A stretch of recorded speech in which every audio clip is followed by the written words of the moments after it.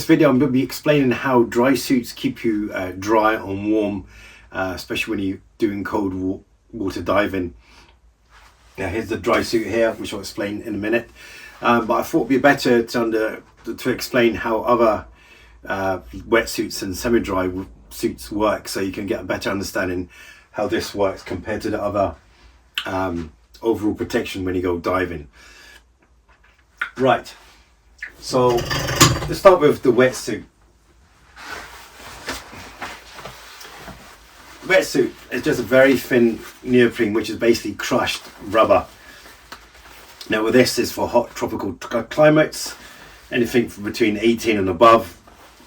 It's basically down to your limits how long you can keep with diving with the cold water. So basically how this works, you put it on, you probably wear a rash guard, so there's no irritation from the suit itself, and as you go in, it's the water will immediately flush in the suit. So you got basically a thin layer of water between the suit and your body. So the temperature of the sea and temperature of your body will actually keep you warm during the dive. It's got a zip, it's fully open, so the water will just rush in. Yeah, so basically this will keep you warm, but it will still keep you wet. Very lightweight, very cheap, and you can get various thickness in neoprene. This is very thin. I use this in Egypt. So that is basically the wetsuit. Next we go on the semi-dry.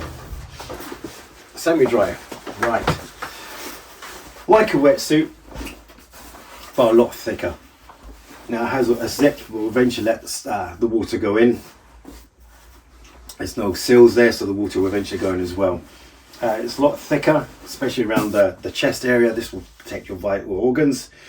So how this works is water will come in slowly, not when you initially jump in, and then once it comes in, it will stay in. And again, the temperature of the water and the temperature of your body will keep that water warm. And how that works is in the wrist area and the ankles, you have like a seal system. Well, you can see it there. It's like a thin bit of rubber or neoprene, and what happens, the water will come in. This will be quite tight against the skin, so it slowly eventually enters. And again, once it's in, the body temperature and the water temperature, depends how cold that is, will keep you warm, and you can probably dive as long as you want. Again, it depends on the individual how long you can go in the water for and how long you can dive. But again, this will keep you warm, but it will keep you wet. Dry suits are a bit, semi-dry is a bit heavier, more expensive. This one's got a built-in hood, a bit more flexibility in that. So again, semi-dry will let water in eventually, keep you warm, but will keep you wet. Next, dry suits.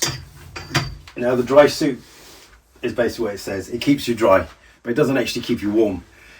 So how does a dry suit work? Well, it's basically with seals around your neck. You can see that there, seal around your neck, in the wrist area,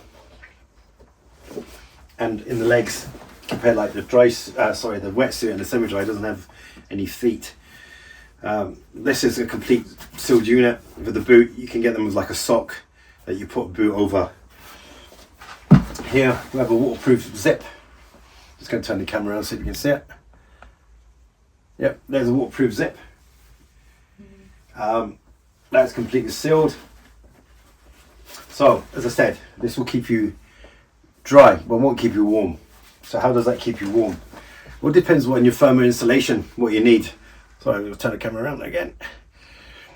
So thermal insulation, what you're going to have, because in colder water, the outside temperature is going to freeze up quite quickly in this. So we need some undergarments or thermal insulation. Now, there, get the right one. Here's basically a base layer, bit of thermal property in this, and what this does is sort of, believe it or not, even though you're cold, you do sweat, and that withdraws the sweat away from your skin, because if you get cold dampness in your chest or area, you'll get cold quite quickly. So this will take the moisture away from your actual body, and from that you need something a lot thicker than that thin bit of material. We've got the upper part.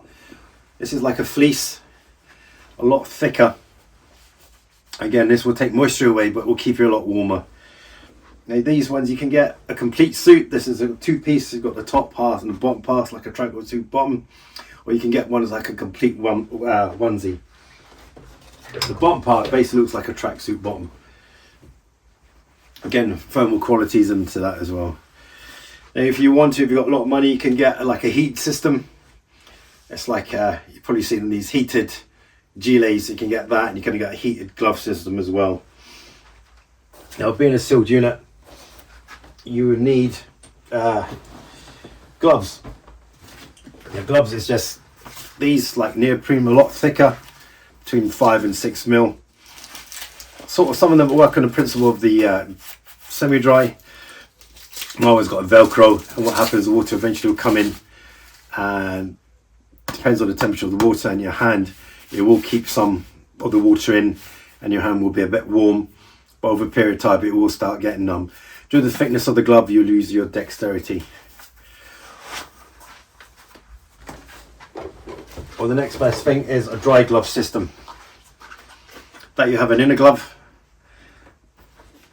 and then you have an outer glove. Now how that works, it's like a locking system. Lock in, and the whole hand area is waterproof. Pretty good, and you can last a lot longer. A bit more dexterity in this because it's just very thin rubber. Really good bit of kit that. So you've got your thermal gear on, you've all locked in, and you're ready for your dive. Now as we dive in the water, not like the semi-dry or the wetsuit, this is a sealed unit, so as you go down the pressure will start to squeeze on you. And I tried it for a few seconds, and trust me, you end up putting air into the suit because it's like getting squashed. I can imagine like a boa constrictor. So how do we overcome this? Simple. We have a BCD and a cylinder in the back, and this hose attaches to your first stage. So what we do, we get air out, or sorry, air in, that comes down through the hose, and we inflate the suit bit by bit as we descend, and that will take the squeeze off your suit. And also the air circulating and your thermal garments and your body heat will actually keep you quite warm and toasty. Now as we go deeper and deeper, they still get a bit squeezed, and you put more and more air in. Now for me, when I use my dry suit, I actually use it for my buoyancy. Now different agencies teach you differently. Some will say just use your BCD for buoyancy. I just use my dry suit. So we descend, diving along, and then it's time to come up. As we come up, that air will start to expand. So we need to get rid of that, because we end up going up pretty rapid, especially if we don't want to get the bends or anything like that. So on this suit, the dry suit, will have a dump valve. Now you can either press it to let air out, or it has an automatic system. So you sort of turn yourself to the highest point, and the air will sort of travel to the highest point and sort of dispose of the air. So it depends on your garments that you wear, because that's really important, because the air is very poor in conductivity of heat, and it depends on your undersuit that actually keeps you warm. Basically, going back with those other suits, those suits do keep you warm, probably about a limited time, but will keep you wet.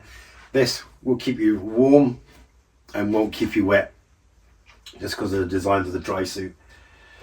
So here in Scotland and the UK, I regularly dive between waters between 6 and about 8 degrees. Recently, well, a couple of years ago, I went to Iceland and dived there. There's a video if you're interested to watch. That was about roughly between 2 and 3 degrees, and I was quite warm in that dry suit. So it just shows it does work and it does protect you. Now, in a wetsuit, you obviously your dive will be very short and very uncomfortable over time. Now, dry suits, not like wetsuits and semi-dries, you just put on, off you go for a dive if you know how to dive. With dry suits, you just don't do that. Very dangerous. You need to get training, because there's some important things that you need to know in case of emergency. For example, you're diving along and the air will end up going up to your boots or to your feet, and then you could end up going upwards. So you need to how to rectify that, or any emergencies if the dump valves freeze, and any other type of emergency you might encounter. So don't just buy a dry suit and go diving. Get some training, proper training, and get certified for that. So again, in summary, wetsuits keep you warm but wet. Semi-dries reduce flushing but will still keep you wet. Dry suits will completely dry, and due to the relies on trapped air and the thermal qualities of your undersuit.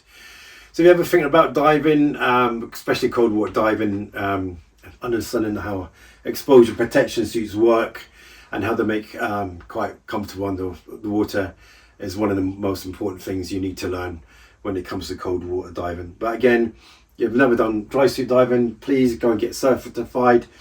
A lot of agencies out there will happily teach you.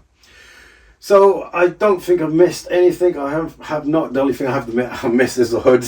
Just realised, but that's just another thick thermal hood you need to put on, because trust me, your face and ears will be very cold. Hope you find that interesting. I'll just do after I stop talking, I'll do a video around looking at the suit and can have a closer look. Right guys, if you like this, check out my other contents in my channel. Please like, subscribe and share. Thank you for watching, and I'll see you on the next video.